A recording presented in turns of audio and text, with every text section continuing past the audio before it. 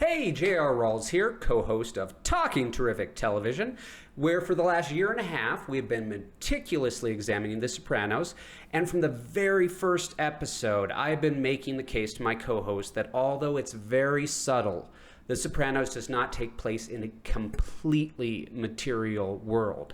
Now, The Sopranos is an ambiguous show by its very nature, so this is in no way, shape, or form. Hey, yo, I'm a ghost. Wait, excuse me. Who interrupted me? What? Was that too subtle? Too ambiguity-ness? Let me fix that for you.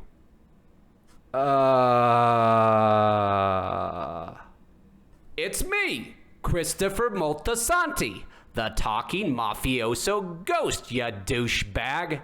Well, it's just that every single instance of the supernatural in The Sopranos can be explained away as a coincidence. Like, look at this scene with Paulie visiting a psychic. Yes, go ahead.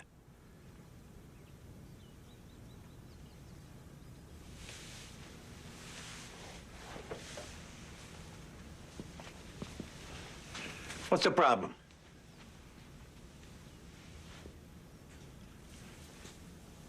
What the hell's the matter? Oh, please, go on.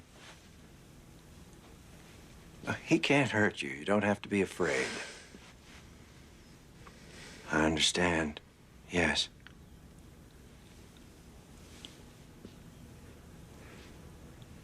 I feel your anger. Who the fuck are you talking to? Charles.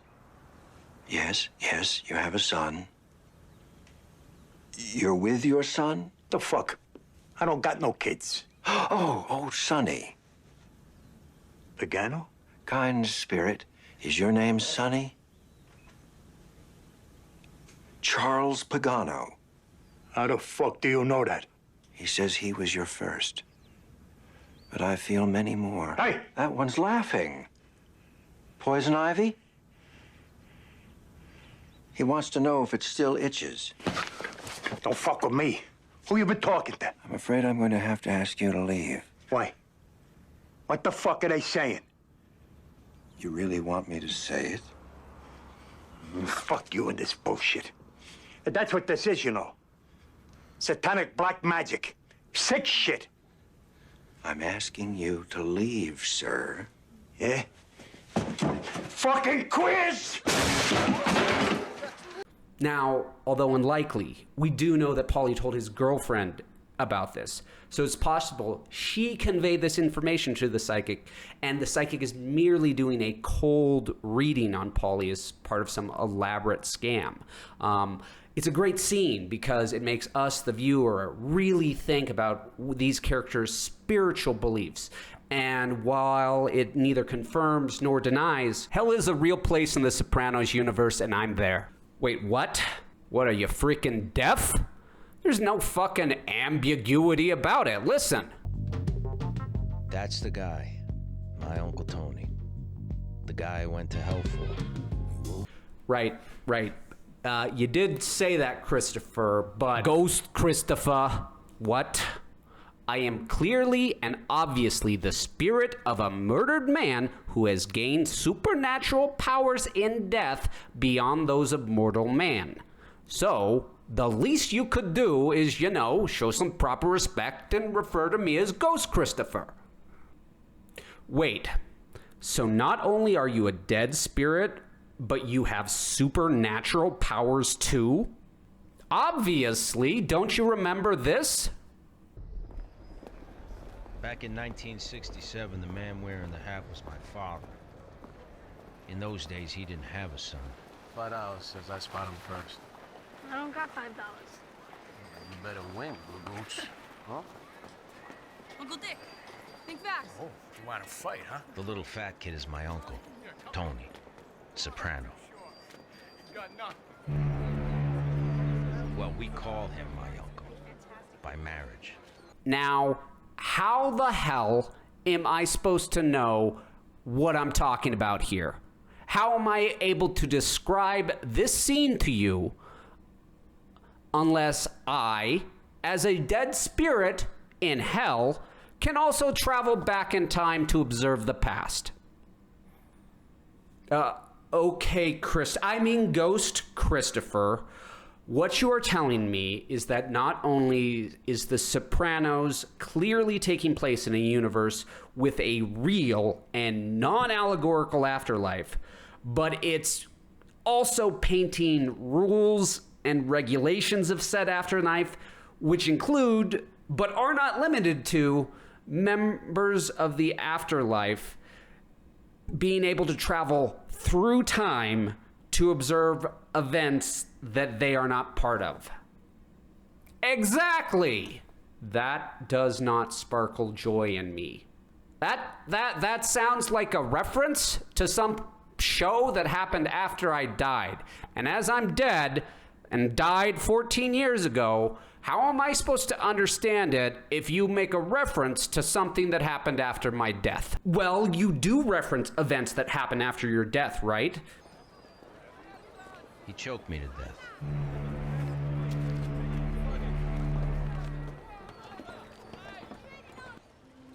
After he murdered me, Tony gave my wife and baby his pocket change. But that was much later.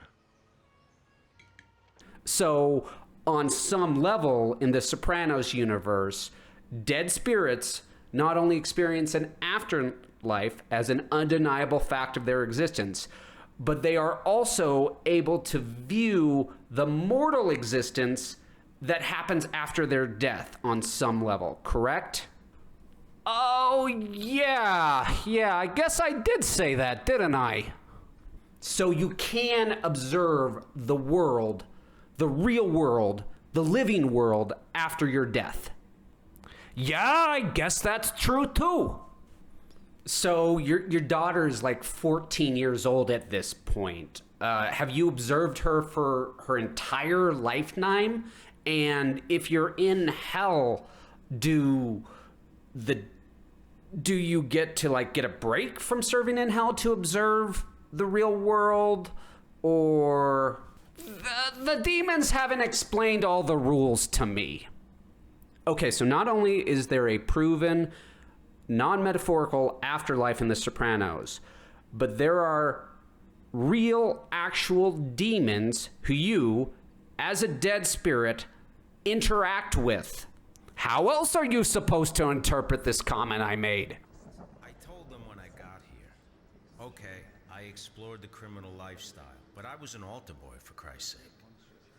Moltisanti is a religious name, and still I'm fucked. I met death on Route 23, not too far from here. But that was much later. I am clearly and unambiguously in that line referring to some other type of entity that I am in communication with and interacting with in hell.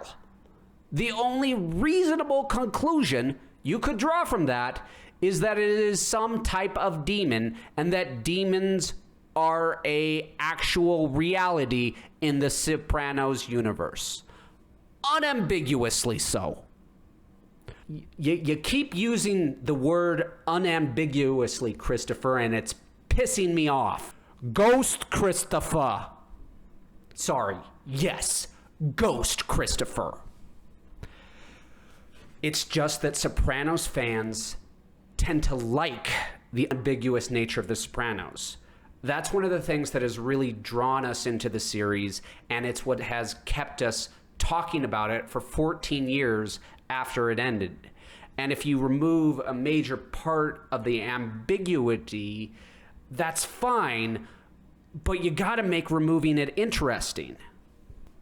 Oh yeah? But if this film had not answered a single questions about the Sopranos universe, wouldn't you be bitching and moaning about that too? Yeah, I guess I would have some problem if you didn't answer any questions in the Sopranos movie, The Saints of Newark. But why? Why are you removing the ambiguity of afterlife, spirituality, non-material nature of the universe the Soprano characters live in. What is the purpose of that? Because it has been super ambiguous for the entire series, multiple instances. At one instance, we see the ghost of Pussy, but we, the audience, see it. The characters don't see it. That's ambiguous. Tony's entire coma experience is ambiguous. Is that an actual glimpse of him about to enter the afterlife, or is it just part of his brain shutting down? We don't know, and it's central to the narrative that we, the viewer, don't know. And I just can't help thinking that you appearing and narrating as a dead ghost in hell does nothing to improve the dramatic nature of this film. In fact, it degrades a little bit of the series itself, because you're removing every ambiguous question about afterlife and a lot of the questions about spirituality in general from The Sopranos. And that would be one thing if it was this crucial narrative aspect to the film, but it's not. It doesn't improve the narrative of the film at all. You spent a year and a half arguing that the supernatural existed in the Sopranos universe, and now that you learn you're right, you're bitching and moaning about that. Okay, well, I didn't spend a year and a half arguing about whether magic exists in Harry Potter, because quite clearly it does. And if you have a work where you are being deliberately ambiguous over about a 9-year production from the time you shot the pilot to the airing of the last episode, and it is ambiguous in that entire production run about whether there is really a supernatural element to or not, and then you answer it in this film without it being a big deal. Yeah, I think that's a problem, because you've just removed that ambiguity from the series.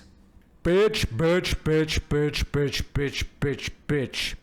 Hey, I got an idea. How about I just remove all the ambiguity for you, Mr. Complainer? I'm in hell right now, right? Why don't I just go up and talk to Tony Soprano? Have him tell you how he died. You like that? What, you mean Tony Soprano is in hell with you? Well, remember what I said about hell back in the series? Okay. But to be fair, in the movie, when you're a ghost, you don't actually refer to it as an Irish bar or confirm one way or another whether it matched your vision, which I really appreciate. That keeps the ambiguity in the scene in the series where you have a new death experience intact. Now that it is a proven fact that you are in hell, but what that version of hell is not completely 100% described. We don't know if it matches your description of an Irish bar one way or another. We do know that you're not happy to be there, and you're referring it to hell. So therefore, we 100% know that in the Sopranos universe, living a criminal life is punished in the afterlife. Period. Full stop. And, you know, it in some ways it doesn't matter if Tony died at the very end, because any negative consequences from his life in this world, in the living world, would seem to me to naturally pale and not really be that consequential if once he dies, he goes to hell, which you are in. Okay. But he dies at some point in time, because all humans die, and given that I've already demonstrated I can travel back in time, maybe I just travel forward in time to when he eventually dies, whenever that may be.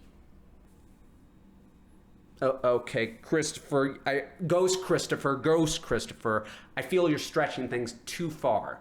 That is in no way, shape, or form part of the text of the film.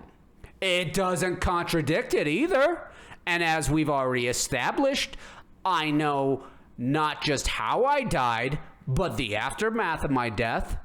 And given that I told you that I talked to other entities in hell, it's not unreasonable that Tony Soprano isn't in hell with me right now, right, you jerk off? I guess so. So how is about it? Do you want to know the ending? Do you want to know the one true ending of the TV show you spent a year and a half of your life analyzing week after week?